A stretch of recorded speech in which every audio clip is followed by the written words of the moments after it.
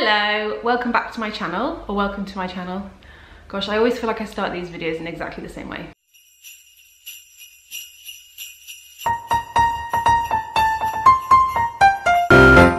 Happy Vlogmas!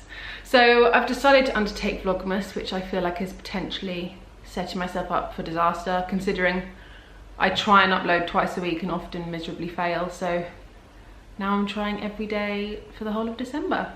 But I thought rather than just keeping it just purely like Christmas related, I'd also still do the other like updates and stuff that I'd normally do. So today is a 27 week. Oh, I can't even keep track anymore. 27 week into the third trimester, which is crazy.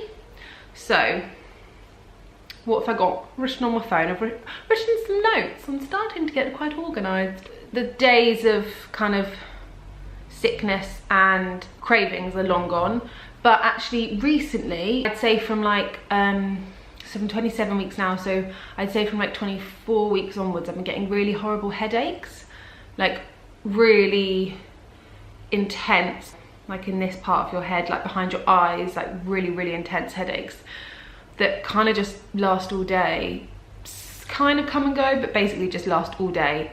So I've been wearing my glasses a lot rather than, so I've got contacts in at the moment, but I've just been having to wear my glasses a lot, which hasn't actually helped with the headaches, but I've done it in the hope that it might help.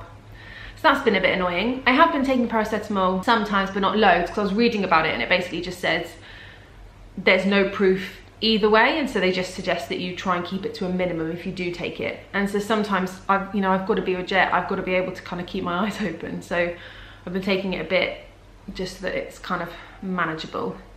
So yeah, that's been a bit pants. And then at 22 weeks, the baby started kicking properly externally. So now that when I'm lying down, you can see weird jabs and pokes coming out of my stomach, which is just so weird. It's funny, like a lot of these things second time round you still don't get used to, and they still just feel really bizarre that that's happening inside your body.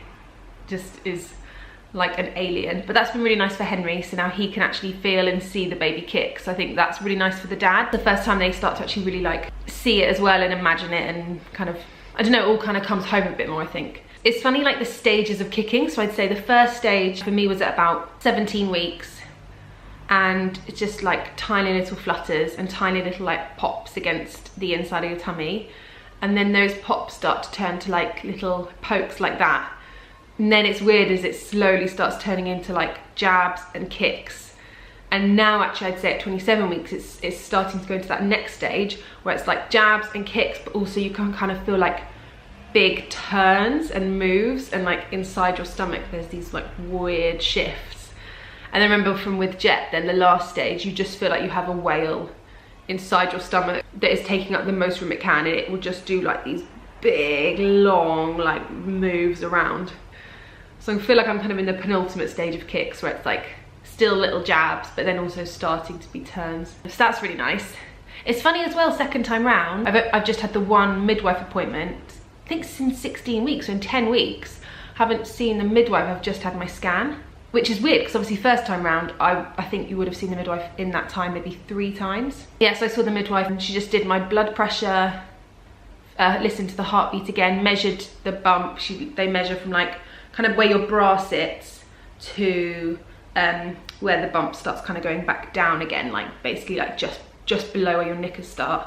They measure that, and so it's actually amazing how it works. You should measure a centimetre for each week. So she measured me at 25 weeks and I was 25 centimetres. It's just weird that you're that predictable. So I find I'm really tall. So often a lot of people say that my bump's quite small, but I guess it probably is, because if you think about, if my torso is this long and someone else's is this long, but they've both got to measure 25 centimetres, the smaller ones will go out more and mine is kind of more like stretched. So yes, that's why. All of my 25th and 26th week, Henry was away, and I felt like some of the sickness came back and I was really tired. But I think that's more just parenting a toddler on your own. I think that's just absolutely knackering. And so I guess being pregnant as well takes out of you so much more. Jet wasn't very well, so he then wasn't sleeping very well. So I don't know if that was kind of pregnancy symptoms that I would have had otherwise, or it was just the kind of side effects of looking after a poorly toddler on my own. But yeah, it felt like the sickness kind of started coming back a little bit, but that's gone again now, thank goodness. It's just the headaches, and then also I'm just weeing all the flipping time. It's really annoying. But it gets to the point where actually when you're out, you have to have it in your head and like be aware of, okay, am I going to be near a toilet today? Am I going to be, not today, obviously you're going to be near a toilet in the day. Am I going to be near a toilet every possible moment? So like, I think I've said before in a previous video, the walk we often do, the walk into town from our house, is like 5 minutes to the park and then 10 minutes down the high street. I go for a wee here, and then by the time I've done the 5 minutes walking down the park and I hit the high street, I have to find a shop or a cafe to go in and use their toilet, because I feel like I need to wee so desperately that I have to go there and then. So that's quite annoying, just because it's quite dominating, takes up a lot of my day, and it's definitely taught me that I have not been good enough with my pelvic floors.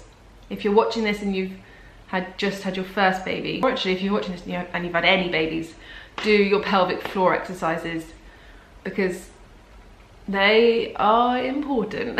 I am now realizing that more than ever. Like, I felt like I was doing them. I don't think I was doing them anywhere near enough, and so I kind of feel like I need to up the ante with those to get some strength back, so that it's kind of up to me when I go for a wee, rather than up to my body just to decide when it wants to wee. So that's fun. But yeah, that's it really. I'm gonna film another video that's kind of like everything I've learned from having Jet, I'm gonna do again or not do again. It's just absolutely flying by. Like, I can't believe how quickly it's flying by. So last time I think I started reading my hypnobirthing book at 30 weeks.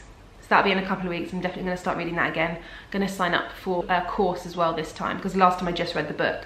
So maybe I'll document our journey with that. Thank you so much for watching. Like I said, please do subscribe so you don't miss any videos. Obviously we're doing all of Vlogmas, so we'll be here every day, but also we do pregnancy updates and vlogs and other such videos. But yeah, thank you so much for watching. Lots of love. Peace out.